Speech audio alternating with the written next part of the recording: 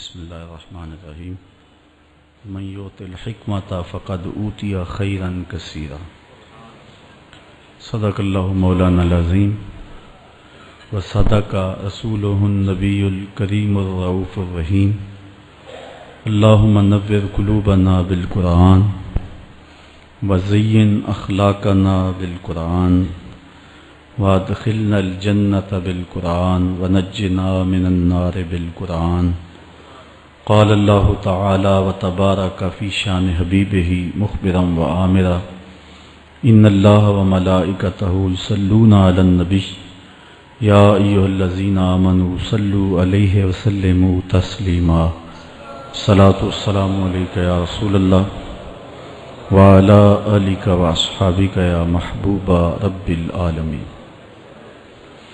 تمام حمد و ثنا تعریف و توصیف اللہ جل مجدہ الکریم کی ذات بابرکات کے لیے جو خالق کائنات بھی ہے اور مالک شش جہات بھی۔ اللہ جل وعلا کی حمد و ثنا کے بعد حضور نبی اکرم شفیع امم رسول محتشم نبی مکرم اللہ کے پیارے امت کے سہارے رب کے محبوب دانائے غیوب مالک رقاب امم فخر عرب و عجم والی کون و مکان سیاہ لا مکان سید انس و جاں سرور لالا رخاں نیر تاباں سر نشین مہوشاں ماہ خوباں شہنشاہ حسینہ تتمہ دوراں سر خیل زہرہ جمالہ جلوہ صبح ازل نور ذات لم یزل باعث تکوین عالم فخر آدم و بنی آدم نیر بطحا رازدار ما اوہا شاہد ما طغا صاحب علم نشرہ معصوم آمنہ احمد مجتبیٰ حضرت محمد مصطفیٰ صلی اللہ علیہ وسلم کے حضور ناز میں اپنی عقیدتوں ارادتوں اور محبتوں کا خراج پیش کرنے کے بعد عالی مرتبت ذی وقار محتشم سامعین السلام علیکم ورحمۃ اللہ وبرکاتہ۔ مولا کائنات سیدنا علی المرتضیٰ رضی اللہ تعالی عنہ حضور کے سکے چچا جناب ابو طالب کے فرزند ارجمند ہیں۔ عمر میں حضور سے 30 سال چھوٹے ہیں۔ اللہ تعالیٰ نے حضور علیہ السلام کو جب اعلان نبوت کا ارشاد کیا تو جن خوش نصیب لوگوں نے سب سے پہلے اسلام قبول کیا ان میں نمایاں نام حضرت مولا کائنات سیدنا علی المرتضیٰ کا ہے۔ اس وقت ان کی عمر صرف 10 سال تھی۔ بچوں میں سب سے پہلے اسلام قبول کرنے کا شرف انہیں نصیب ہوا۔ آقا کریم علیہ السلام کے چچا زاد بھائی تھے، لیکن ایک موقع پہ حضور نے ان کو ارشاد کیا انت اخی فی الدنیا والآخرہ، اے علی تو میرا دنیا میں بھی بھائی ہے اور آخرت میں بھی بھائی ہے۔ حضرت مولا کائنات کو حضور علیہ السلام نے مختلف جنگوں میں شرکت کا اعزاز بخشا۔ غزوہ تبوک کے موقع پہ آقا کریم نے ان کو مدینہ المنورہ میں پیچھے بطور امیر چھوڑا تو انہوں نے عرض کی حضور آپ اپنے بھائی کو بچوں اور عورتوں میں چھوڑ کے جا رہے ہیں، تو حضور نے ارشاد فرمایا کہ تیری مثال ایسے ہے جس طرح حضرت موسیٰ علیہ السلام کے ساتھ حضرت ہارون علیہ السلام کی مثال۔ حضرت مولا کائنات کو حضور نے یمن کا حاکم اور امیر بنا کر بھی بھیجا تھا، اور ان کے ساتھ رشتے کی گہرائی یہاں تک ہی نہ رہی بلکہ حضور نے اپنی لاڈلی صاحبزادی حضرت سیدہ فاطمۃ الزہرا رضی اللہ تعالی عنہا کا نکاح بھی حضرت علی المرتضیٰ سے ہی کیا۔ ہجرت کی رات اپنے بستر پہ انہیں لٹایا۔ آقا کریم علیہ السلام نے ان کے لیے بہت سارے اعزازات قائم کیے، اور ان کے فضل و شرف میں بہت ساری احادیث ہیں جو کتب احادیث میں موجود ہیں۔ حضرت زر بن حبیش رضی اللہ تعالی عنہ روایت کرتے ہیں کہ میں نے مولا کائنات سیدنا علی المرتضیٰ سے سنا، وہ فرماتے ہیں کہ رسول کریم نے میرے بارے میں ارشاد کیا کہ اللہ یحبنی الا مومن ولا یبغضنی الا منافق، کہ اے علی تیرے ساتھ مومن کے علاوہ کوئی محبت نہیں کرتا اور منافق کے علاوہ تیرے ساتھ کوئی بغض نہیں رکھتا۔ حضرت علی المرتضیٰ فرماتے ہیں کہ اگر میں کسی مومن کی ناک پر تلوار بھی ماروں تو وہ میرے ساتھ بغض نہیں رکھ سکتا، اس لیے کہ میرے رسول نے فرمایا، اور اگر میں کسی منافق کے سامنے دنیا کے سارے خزانے ڈھیر کر دوں وہ میرے سے پھر بھی محبت نہیں کر سکتا۔ حضرت مولا کائنات رضی اللہ تعالی عنہ اللہ اور اس کے رسول کے محبوب تھے۔ غزوہ خیبر کے موقع پہ حضور نے ارشاد فرمایا، حضرت سہل بن سعد سے روایت مروی ہے، لَأُعْطِيَنَّ هَذِهِ الرَّايَةَ غَدًا رَجُلًا يَفْتَحُ اللَّهُ عَلَى يَدَيْهِ يُحِبُّ اللَّهَ وَرَسُولَهُ وَيُحِبُّهُ اللَّهُ وَرَسُولُهُ۔ فرمایا کہ یہ کل میں اس شخص کے ہاتھ میں پرچم دوں گا کہ جو اللہ اس کے رسول سے پیار کرتا ہے اور اللہ اس کا رسول اس سے پیار کرتے ہیں، اور اللہ اس کے ہاتھوں سے فتح عطا کرے گا۔ کہتے ہیں اگلے دن ہر شخص کے سینے میں دل مچل رہا تھا کہ حضور ہمارا انتخاب کریں اور جھنڈا ہمیں عطا کر دیں، لیکن فرماتے ہیں کہ حضور نے ارشاد فرمایا، این علی بن ابی طالب، علی بن ابی طالب کہاں ہے؟ تو ہم نے عرض کی کہ حضور ان کی آنکھوں میں آشوب ہے۔ فرمایا انہیں بلاؤ۔ بلایا گیا تو حضور نے اپنا لعاب دہن مولا علی کی آنکھوں میں لگا دیا، بیماری دور ہو گئی، اور پھر حضور نے ان کے ہاتھ میں جھنڈا دیا اور اللہ نے اسی دن ان کے ہاتھوں میں فتح عطا فرما دی۔ حضرت زید بن ارقم رضی اللہ تعالی عنہ سے روایت مروی ہے، اس کو تھوڑے سے الفاظ کے فرق کے ساتھ حضرت برا بن عازب نے بھی روایت کیا، ترمذی میں یہ حدیث ہے، اور یہ کسی ایک صحابی سے مروی نہیں ہے، اس حدیث کی شہادت 30 صحابہ نے دی ہے۔ بعض علماء نے لکھا ہے کہ یہ حد تواتر تک پہنچتی ہے، اور یہ صحیح ترین حدیث ہے۔ 30 صحابہ نے یہ حدیث حضور علیہ السلام سے سنی اور اس کی گواہی دی۔ حضرت زید بن ارقم رضی اللہ تعالیٰ عنہ روایت کرتے ہیں کہ حضور نے ارشاد فرمایا، من کنت مولا ہو فعلی مولا، جس کا میں مولا ہوں اس کا علی مولا ہے۔ حضرت عمران بن حسین روایت کرتے ہیں کہ حضور نے مولا کائنات سیدنا علی المرتضیٰ کے بارے میں ارشاد کیا، ان علی منی وانا منہ فہو ولی کل مومن، علی مجھ سے ہے اور میں علی سے ہوں، اور وہ ہر مومن کا ولی ہے۔ حضرت ام سلمہ کہتی ہیں کہ میں نے حضور سے سنا، ارشاد فرماتے تھے، لا یحب علی منافق ولا یبغضہ مومن، علی سے منافق پیار نہیں کرتا اور مومن بغض نہیں رکھتا۔ اور ایک حدیث میں حضور نے فرمایا، من سب علی فقد سبنی، جس نے علی کو گالی دی اس نے مجھے گالی دی۔ حضرت مولا کائنات رضی اللہ تعالی عنہ کے حوالے سے ایک فرمان سن لیجئے اور میں اپنے مضمون کی طرف آتا ہوں۔ حضرت مولا کائنات کی ذات کو حضور نے معیار بنایا۔ مسند امام احمد بن حنبل میں روایت ہے، مشکات میں روایت ہے، نہج البلاغہ میں اور باقی کتابوں میں، کہ حضرت علی المرتضیٰ فرماتے ہیں کہ حضور نے مجھے دیکھ کر کے کہا کہ اے علی، تیری مثال حضرت عیسیٰ علیہ السلام کی ہے کہ ان کی وجہ سے ان کے معاملے میں آ کے 2 لوگ برباد ہوئے۔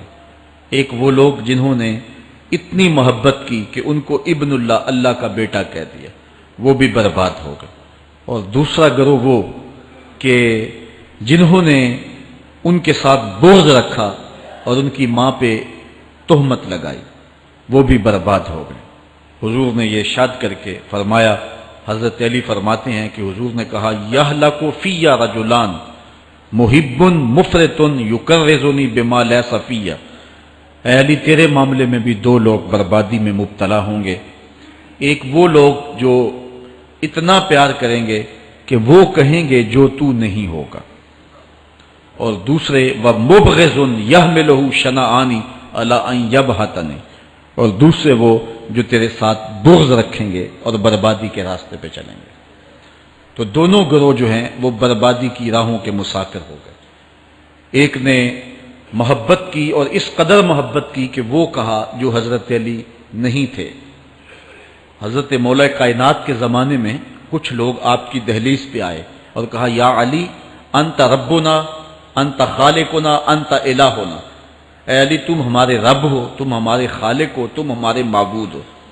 تو حضرت علی المرتضیٰ نے فرمایا کہ استغفر اللہ، اللہ تعالیٰ جل شانہ ہی خالق ہے اور وہی مالک ہے اور وہی معبود برحق ہے۔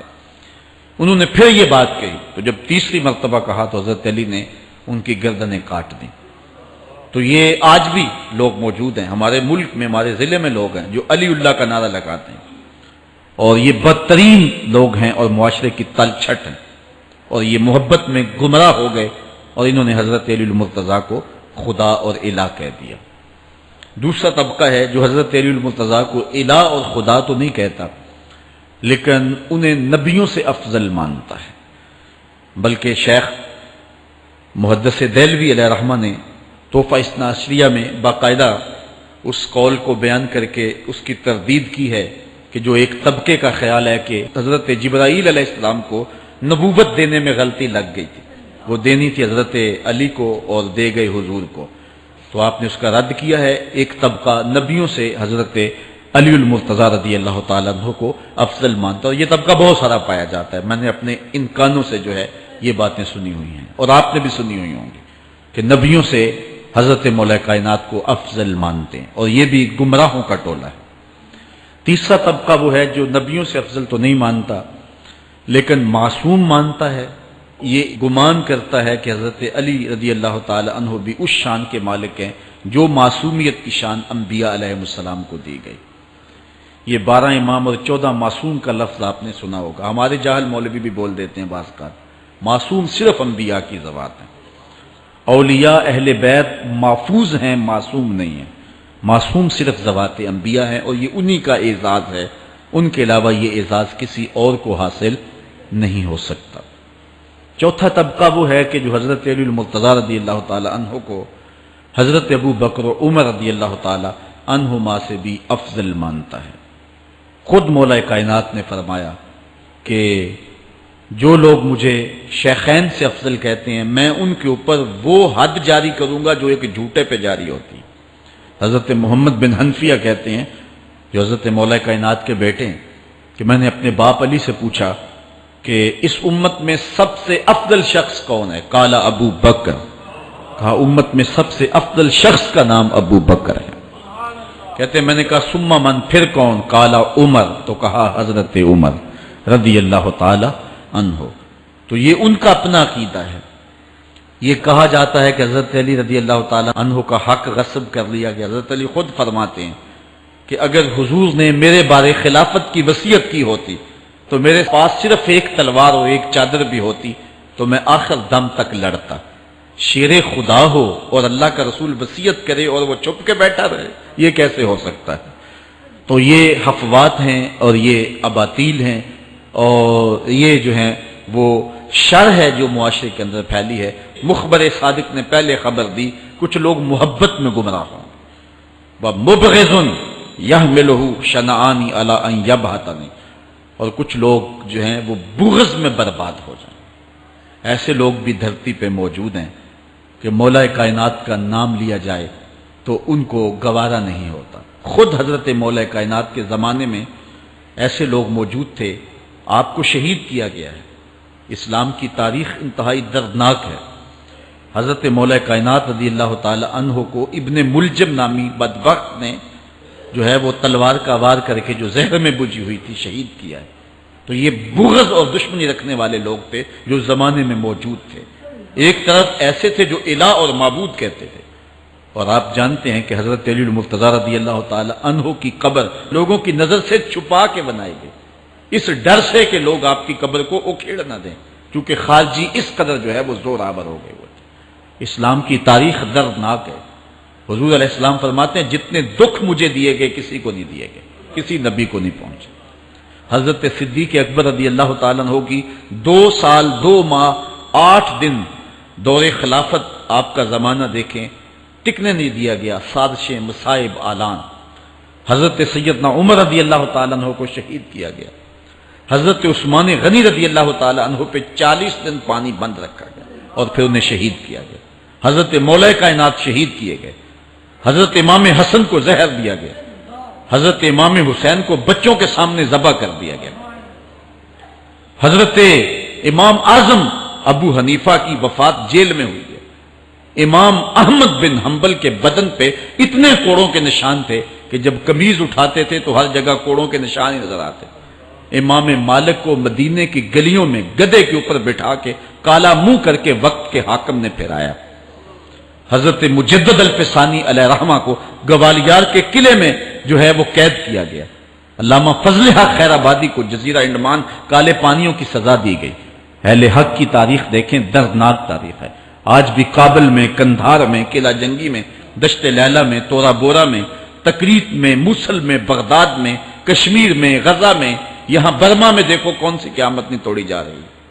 ہمارے ساتھ ماضی دیکھیں تو ہمیں بغداد کی وہ دردناک کہانی سامنے آتی ہے جب انسانی کھوپڑیوں کا مینار تعمیر کیا جا رہا ہے اور منگول سردار نے اپنی فوج کو حکم دیا تھا کہ جو کسی مسلمان کا سر نہیں لائے گا اس کا سر کاٹ کے اس مینار پہ لگائیں گے۔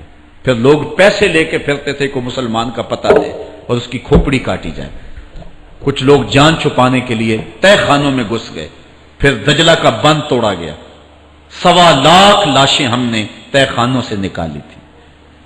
اندلس کی تاریخ پڑھیں، ہمارے ساتھ جو قیامت توڑی گئی، مصر کے اندر 30,000 فاطمی کو شہید کیے گئے۔ غریب و سادہ و رنگی ہے داستان حرم، نہایت اس کی حسین اور ابتدا ہے اسماعیل۔ یہ اسلام کی تاریخی درد سے، خون سے بھری پڑی ہے۔ تو حضرت مولا کائنات سیدنا علی المرتضیٰ رضی اللہ تعالی عنہ کو اس وقت اگر خدا کہنے والے بدبخت تھے تو ان کو شہید کرنے والے اور اس ڈر سے کہ ان کی قبر کو کھیڑ نہ دیا جائے خارجی اتنے زور آور ہیں تو ان کو جو ہے وہ لوگوں کی نظروں سے چھپا کر کے جو ہے وہ رکھا گیا۔ اور ایک دور وہ بھی آیا کہ ممبروں پہ بیٹھ کے مولا علی کو گالیاں دی جاتی تھی۔ یہ تاریخ میں یہ دور بھی آیا، آپ پڑھیں تاریخ، بنو امیہ کیسا دور بھی دنیا نے دیکھا ہے۔ اسی لیے حضور نے فرمایا تھا من سب علی فقد سبنی، جس نے میرے علی کو گالی دی اس نے مجھے گالی دی۔ اور لوگوں نے ممبروں پہ بیٹھ کے باقاعدہ حکومت کی طرف سے یہ جو ہے وہ قانون تھا کہ تمہارا خطبہ مکمل نہیں ہوگا جب تک علی کو گالی نہیں دو گے۔ یہ لمحے بھی آئے جب اس دور میں دشمن علی موجود تھے، مبغضین موجود تھے اور افراط محبت میں رکھنے والے موجود تھے۔ تو یہ دور تو اسلام کا حضور کے دور سے 1400 سال پیچھے ہے، تو یہاں بغض رکھنے والے بھی موجود ہیں۔ اس عنوان کے ساتھ اگر عنوان چھیڑوں تو یہ لمبی گفتگو ہو جائے گی، یہ میرا موضوع نہیں ہے، لیکن اتنی بات میں کہوں گا، اللہ کا شکر ادا کرو، اللہ نے تجھے اہل بیت کے در کا بھی غلام بنایا ہے اور صحابہ کا بھی غلام بنایا ہے۔ کچھ لوگ صحابہ کا نام لے کے اہل بیت کو برا کہتے ہیں، کچھ اہل بیت کا نام لے کے صحابہ کے خلاف بکواس کرتے ہیں۔ ہمارے بزرگ فرمایا کرتے تھے صحابہ نبی کے در والے ہیں، اہل بیت نبی کے گھر والے ہیں۔ ہم کہتے ہیں گھر والوں تجھے بھی ہمارا سلام، در والوں تجھے بھی ہمارا سلام۔ ہم در والوں کو بھی سلام کرتے ہیں، گھر والوں کو بھی سلام کرتے ہیں۔ کسی نے حضور خطیب الاسلام سے پوچھا تھا کہ حضرت عائشہ افضل ہیں یا حضرت فاطمہ افضل ہیں؟ پوچھنے والے نے تو صاحب کو پھنسانا چاہا تھا، لیکن جن کے عقیدے صاف ہوں وہ پھنستے نہیں ہیں، ان کے عقیدے واضح ہوتے ہیں۔ تو حضرت صاحبزادہ نے فرمایا کہ میاں اگر دیکھو بیٹی ہونے کی حیثیت سے تو فاطمہ بیٹی ہے نبی کی اور عائشہ بیٹی ہے ابو بکر کی۔ ابو بکر کی بیٹی نبی کی بیٹی سے افضل تو نہیں ہو سکتی، اور اگر دیکھو بیوی ہونے کی حیثیت سے فاطمہ بیوی ہے علی کی اور عائشہ بیوی ہے نبی کی۔ علی کی بیوی نبی کی بیوی سے افضل تو نہیں ہو سکتی۔ تو یہ اپنے عقیدے کو واضح کر دیا۔ اللہ آپ کو سلامت رکھے اور حق کی راہوں کا مسافر رکھے۔ آج کا عنوان ہے حضرت مولا کائنات کے اقوال حکمت، ان کی زندگی کا نچوڑ۔ اللہ نے بصیرت کا جو نور اور جو ہے وہ دانش اور فہم و ادراک کے جو اجالے مولا کائنات کو دیے تھے وہ انہی کا مقصود ہے۔ ایک ایک بات سے نور نکلتا ہے، اور اللہ قرآن میں فرماتا ہے جس کو حکمت عطا کر دی گئی اس کو خیر کثیر عطا کر دیا گیا۔ حکمت وہ اس بات کو کہتے ہیں کہ جس کو لوگ نقل کریں اور جس سے فائدہ حاصل ہو۔ حضرت مولا کائنات کی باتوں کو لوگوں نے لکھا، یاد کیا اور آگے منتقل کیا۔ آج سارا دن اور گزشتہ شب حضرت مولا کائنات کے بہت سارے فرامین کو پڑھا ہے، سینکڑوں کے اعتبار سے مختلف کتب سے کھنگالا ہے، اور جس طرح وہ ایک مکھی شہد نچوڑتی ہے کہ ایک ایک پھول پہ بیٹھ کر کے رس تیار کرتی ہے، ایک شہد آپ کے لیے تیار کیا ہے، اور آج کی مجلس میں آپ کی نظر کرنا چاہ رہا ہوں۔ اور دیکھیے کہ مولا کائنات حکمت کے کیسے دروازے ہیں۔ اسی لیے حضور نے فرمایا آنا دار الحکمت و علی بابها، آنا مدینۃ العلم و علی بابها، میں حکمت کا گھر ہوں، علی دروازہ ہے، میں حکمت کا شہر ہوں، علی اس کا دروازہ ہے۔ تو شریف لوگ شہر میں دروازے کے راستے ہی جایا کرتے ہیں، دیواریں پھلانگ کر کے جانا شریف لوگوں کا شیوا نہیں ہوتا ہے۔ علم کی خیرات لینی ہے تو مولا علی کی دہلیز پہ آنا ہوگا۔ حضرت مولا کائنات فرماتے ہیں میں نے اپنے ارادوں کی شکست سے اپنے رب کو پہچانا ہے۔ جو میں منصوبہ بندی کرتا ہوں نتیجہ یہ نکلے گا، میرا خیال ہوتا ہے یہ ہوگا، لیکن ایسا نہیں ہوتا، ہوتا وہ ہے جو رب کو منظور ہوتا۔ اس لیے میں اپنے ارادوں کی شکست سے اپنے رب کو پہچانا ہے۔ حضرت مولا کائنات زندگی گزارنے کا ڈھب، اسلوب اور طریقہ بتا رہے ہیں، سنو۔ فرماتے ہیں خالط الناس مخالطتاً ان متم معہا بقو وان عشتم ہنو الیکم، لوگوں کے ساتھ ایسی زندگی گزارو کہ اگر تم مر جاؤ تو لوگ روئیں کہ کوئی قیمتی متاع کھو گئی، اور اگر تم زندہ رہو تو لوگ تمہاری صحبت کے مشتاق رہیں، تمہاری مجلس میں بیٹھنے اور تمہارے پاس آنے کی آرزو اپنے سینے میں رہیں۔ مرو تو زمانہ تڑپے، تمہاری موت پہ لوگوں کے سینے میں دل دہل جائے، اور جیو تو لوگ تمہاری خدمت میں حاضر ہونا اپنے لیے ایک سعادت مندی سمجھے۔ مولا کائنات رضی اللہ تعالی عنہ دشمن پر طاقت پانے والے کے لیے ایک نصیحت کرتے ہیں، فرماتے ہیں اذا قدرت علی عدوک فاجعل العفو عنہ شکرا للقدرت علیہ، جب تو دشمن پر غالب آ جائے تو دشمن پر غالب آنے کا شکریہ کیا ادا کرنا ہے۔ دشمن ایک بہت بڑی مصیبت ہے، لیکن دشمن زیر دام آ گیا اور وہ تیرے قابو میں آ گیا اور اس کا سر تیرے پاؤں تلے ہے۔ اب اللہ کا شکر اس حال میں کہ مالک تو نے دشمن پر مجھے غلبہ دیا، طاقت دی، تو شکر کیا ہے؟ تو حضرت مولا کائنات فرماتے ہیں دشمن پر غالب آنے کا شکریہ یہ ہے کہ دشمن کو معاف کر دو۔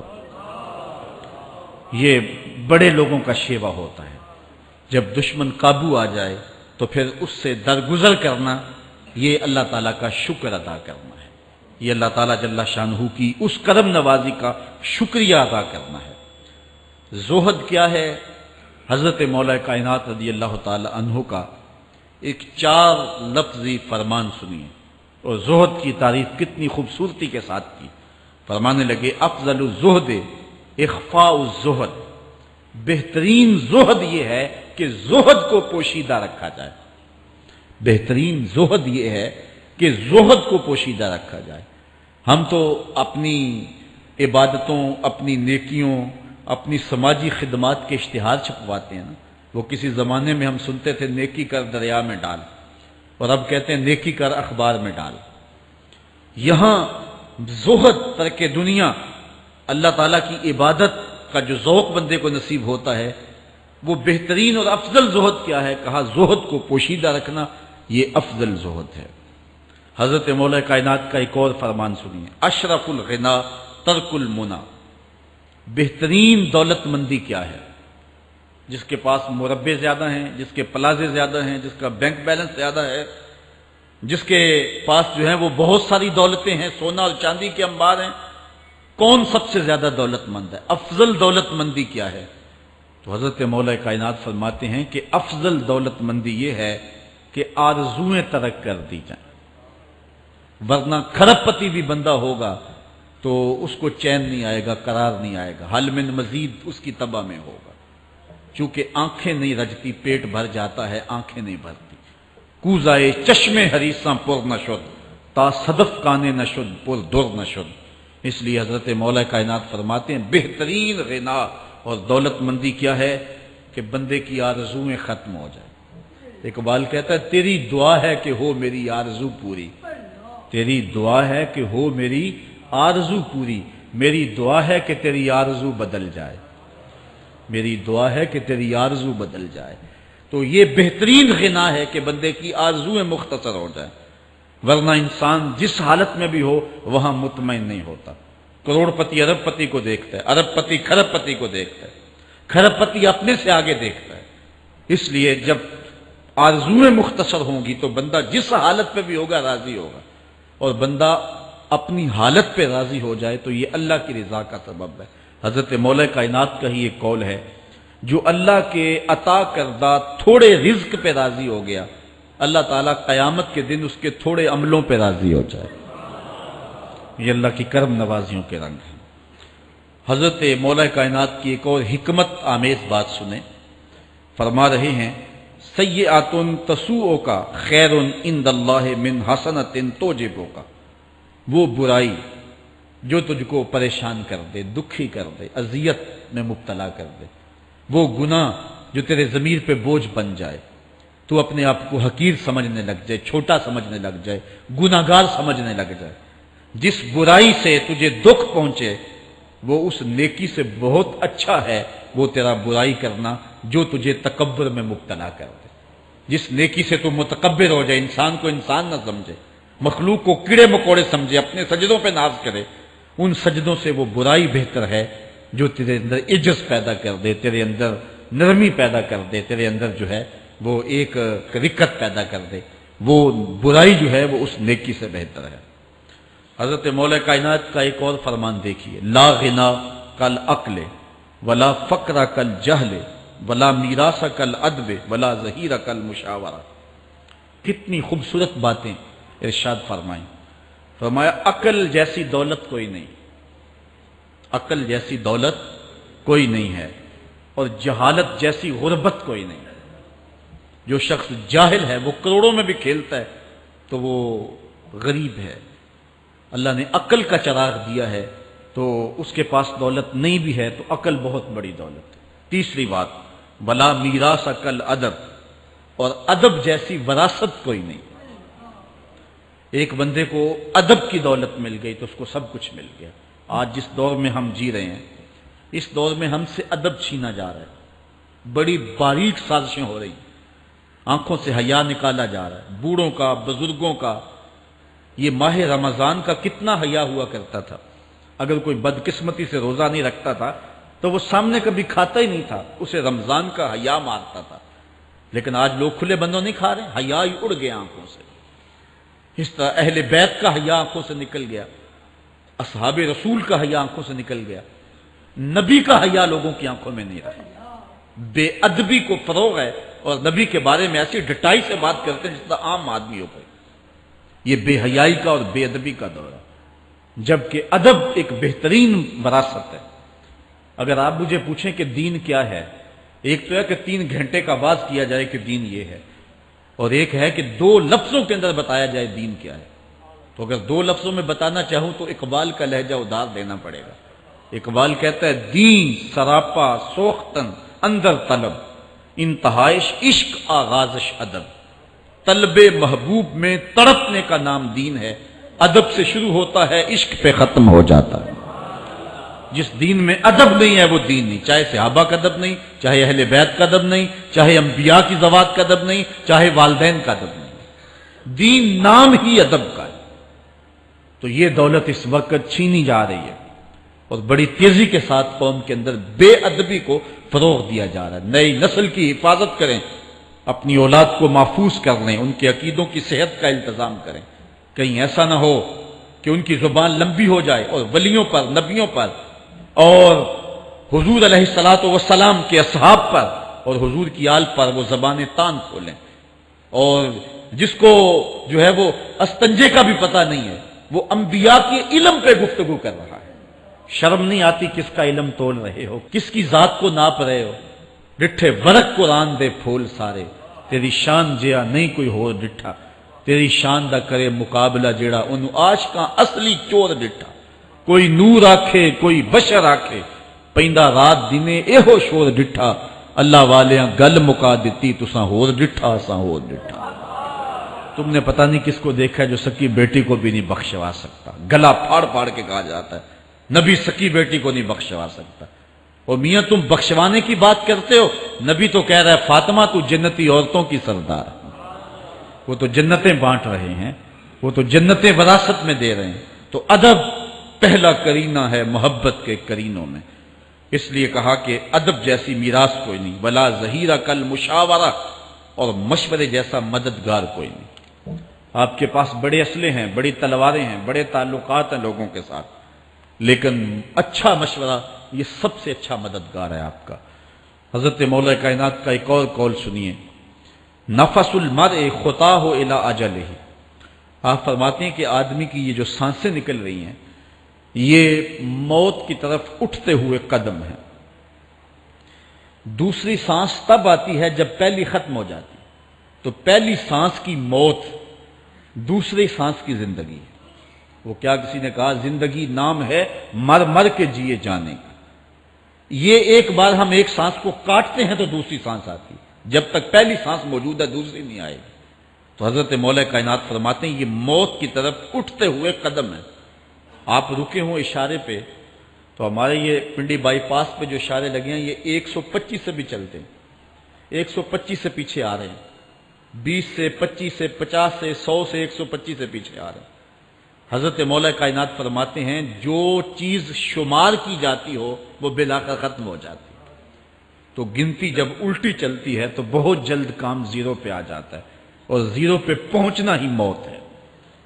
تو زندگی کی یہ سانسیں یہ الٹی چل رہی ہیں، اور میں اور آپ لمحہ لمحہ موت کے قریب ہو رہے ہیں۔ ہم جو ہے وہ اپنی زندگی کی سالگرہ منا رہے ہیں، ہم کہتے ہیں کہ ہم اتنے بڑے ہو گئے، میاں بڑے نہیں ہوئے، چھوٹے ہو گئے، موت بالکل قریب آ گئی ہے۔ اللہ اکبر۔ حضرت مولا کائنات معیشت کے اصول بھی بیان کر رہے ہیں، ما اعلی من اقتصد، جو میانہ روی سے چلتا ہے کبھی بھی کنگال نہیں ہوتا۔ اب ہر شخص کی آرزو ہے کہ میری دولت بڑھ جائے، میرے پاس پیسے کافی ہوں، میں آسودہ زندگی گزاروں۔ اس کا طریقہ کیا ہے؟ جھوٹی قسمیں، چالاکی، 2 نمبر مال بیچنا، ٹیکس چوری کرنا، بجلی چوری کرنا، گیس چوری کرنا، کیا طریقہ ہے پیسے بچانے کا؟ مولا کائنات سے پوچھیں، مولا علی سے پوچھیں۔ مولا علی فرماتے ہیں استنزل الرزق بالصدقہ، صدقہ دیتے جاؤ رزق بڑھتا چلا جائے گا، جو کماتے جاؤ اس میں کچھ حصہ رکھ لو اللہ کی راہ میں، صدقہ دیتے جاؤ گے تمہارا رزق بڑھتا چلا جائے گا۔ اچھا حضرت مولا کائنات کا ایک اور قول دیکھیے اور اس کا حسن دیکھیے، من ظن بک خیرا فصدق ظنہ، جو تیرے بارے میں اچھا گمان کرے تو اس کے گمان کو سچائی کر دے۔ تو وہ نہیں ہے جو کوئی تیرے بارے میں گمان کر رہا ہے، لوگ تجھے اچھا سمجھتے ہیں، تو اچھا نہیں ہے، تو اچھا بن جا تاکہ لوگوں کا گمان ٹھیک ہو جائے۔ اعلی حضرت عظیم البرکت امام احمد رضا خان فاضل بریلوی علیہ رحمہ، آپ کے بارے میں لوگوں کا گمان تھا کہ حافظ قرآن ہیں، آپ حافظ نہیں تھے، تو آپ کے بارے میں یہ گمان پیدا ہو گیا کہ یہ حافظ ہیں۔ تو رمضان کا موسم آیا تو کسی نے کہا حضرت اس مرتبہ آپ ہی سنا دیں، تو اعلیٰ حضرت نے سوچا یہ میرے بارے میں اچھا گمان کرتے ہیں، چلو حافظ بانی جاتے ہیں۔ اعلیٰ حضرت نے قرآن 1 مہینے میں حفظ کیا ہے، دن کو پڑھتے تھے، شام کو سنا دیتے تھے کہ جو لوگوں کا گمان ہے میں اس کے مطابق ہی ہو جاؤں۔ اچھا گمان کی کہانی سنیے، صحیح حدیث میں آتا ہے اور حدیث قدسی ہے، رب کہتا ہے میرا بندہ میرے بارے جو گمان کرتا ہے میں ایسے ہی ملوں گا۔ اس لیے اپنے رب کے بارے میں اچھا گمان کرنا چاہیے کہ ہمارا رب ہمیں معاف کر دے گا اور ہمارے گناہوں سے درگزر فرمائے گا۔ حضرت مولا کائنات کا ایک اور حکمت آمیز جملہ سماعت کیجئے، من عظم صغار المصائب ابتلاہ اللہ بکبارہا، چھوٹی سی مصیبت آ جائے جو بندہ واویلا شروع کر دے، مصیبت آ گئی، چھوٹی سی بیماری آئے تو شور کرے، چھوٹی سی مصیبت آئے تو شور کرے، اللہ اس کو پھر بڑی مصیبت میں مبتلا کر دیتا۔ جہاں ضرورت نہیں ہے وہاں اظہار کی کیا ضرورت؟ بیماری ہے تو ڈاکٹر کو بتاؤ، بندے کو بتانے کا کیا فائدہ ہے؟ ہمارے ایک دوست ہیں کہ وہ کہتے ہیں کہ پہلے اگر کسی سے پوچھتے تھے نا کہ کیا حال ہے تو وہ کہتا تھا شکر ہے، اور آج کسی سے پوچھے تو وہ کہتا ہے شوگر ہے۔ یعنی اللہ تعالیٰ جل شانہ نے اگر تمہیں کسی ابتلا میں مبتلا کر دیا ہے تو اس کا شور، اس کا واویلا نہ کرو۔ جو چھوٹی مصیبت پر واویلا کرے گا اللہ پھر اس کو بڑی مصیبت میں مبتلا کر دے گا۔ حضرت مولا کائنات کا ایک اور حکمت آمیز جملہ سماعت کیجیے۔ آپ فرماتے ہیں زندگی گزارنے کا گر اور طریقہ، فرماتے ہیں عزم الخالق عندک یصغر المخلوق فی عینک، اگر تیری نظر میں خالق بڑا ہوگا تو پھر مخلوق چھوٹی ہو جائے گی۔ اگر اللہ کی عظمت کا تجھے لحاظ ہے کہ وہ بہت عظیم ہے تو پھر مخلوق کی پرواہ نہیں ہوگی۔ حضرت مولا کائنات رضی اللہ تعالیٰ عنہ فرماتے ہیں کہ ایک باندی کے ہاتھ کے اندر خنزیر کی انتڑیاں ہوں، میں دنیا کو اتنی نظر سے بھی نہیں دیکھتا۔ تو یہ انسان اللہ کی عظمتوں کا اور اللہ کی شانوں کا جب لحاظ اسے ہوتا ہے تو پھر دنیا اس کی نظر میں جو ہے وہ کوئی قدر و قیمت نہیں رکھتی۔ ایک روایت میں آتا ہے جس کو اللہ نے قرآن دیا اور اس نے دنیا داروں کو دیکھا رشک کی نظر سے کہ ان کو دولت دی گئی، ان کو فلاں دیا گیا، میں تو بہت پیچھے رہ گیا۔ قد حقر ما آتاہ اللہ، اس نے اللہ کی عطا کو حقیر جانا۔ وہ میاں انہیں دولت دی گئی ہے، رب نے تجھے اپنا قرآن عطا کیا، تو پھر جو ہے وہ تو حقیر تو نہیں ہے، تجھے تو اعلیٰ چیز عطا کر دی گئی ہے۔ تو جس نے اللہ کی عظمت اور خالق کی عظمت کا اقرار کیا پھر مخلوق اس کی نظر میں کوئی حیثیت نہیں رکھتی ہے۔ کن فی الفتنۃ کابن اللبون لا زہر فیرکب ولا درع فیحلب، جب فتنے دنیا پہ پھیل جائیں تو مولا کائنات نصیحت کرتے ہیں پھر زندگی کیسے گزارنی۔ یہ دور بھی فتنوں کا دور ہے۔ حضرت مولا کائنات فرماتے ہیں جب فتنے معاشرے میں پھیل جائیں تو پھر اونٹ کے 2 سالہ بچے کی طرح ہو جا کہ اگر لوگ اس پہ سواری کرنا چاہیں تو وہ سواری کے قابل نہ ہو، اور لوگ اگر اس کا دودھ دونا چاہیں تو وہ دودھ نہ دے، یعنی وہ فتنے کو کسی طرح سے بھی تقویت نہ دے، اس طرح کا ہو جا جس طرح اونٹنی کا 2 سال کا بچہ ہوتا ہے۔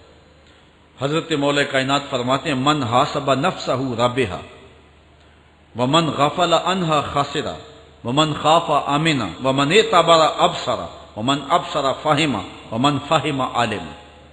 فرماتے ہیں کہ جس نے اپنے نفس کا محاسبہ کیا اس نے نجات پا لی، اور جو اپنے نفس کے محاسبے سے غافل رہ گیا اس نے خسارے کا سودا کیا۔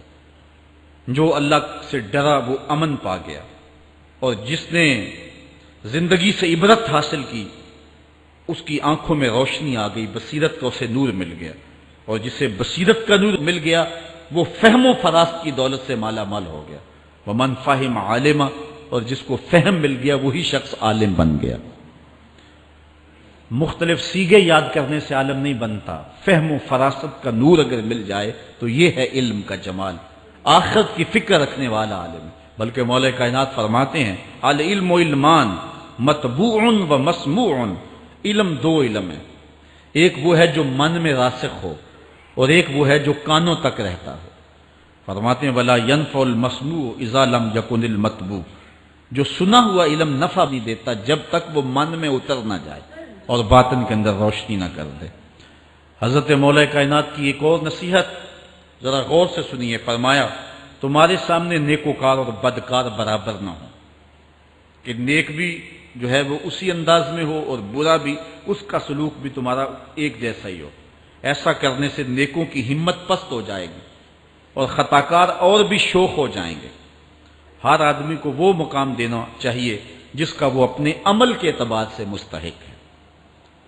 اصل خرابی ہوئی تب ہے ہمارے آراس میں، ہماری محافل نعت میں، ہماری مجالس میں وہ لوگ مہمان خصوصی بنے جن کے پاس دولت زیادہ تھی، چاہے کردار کے لحاظ سے وہ کتنے ہی پست کیوں نہ ہو، اور جن کے پاس دولت نہیں ہے چاہے وہ کردار کے اعتبار سے جتنے مرضی بلند کیوں نہیں ہے، انہیں عزت کی مسند پہ نہیں بٹھایا گیا۔ میں نے اپنی ان آنکھوں سے گجرانوالہ کے ایک اسٹیج پہ دیکھا کہ ایک محفل نعت تھی اور ایک بوڑھا شخص سفید ریش، وہ اسٹیج پہ شوق میں کہ میں نعت خانوں کو قریب سے دیکھوں، وہ آ کے بیٹھ گیا، اور منتظمین نے جو ہے وہ سیکورٹی کو حکم دیا اس بابے کو اٹھاؤ اور اس کو جو ہے وہ نیچے کرو۔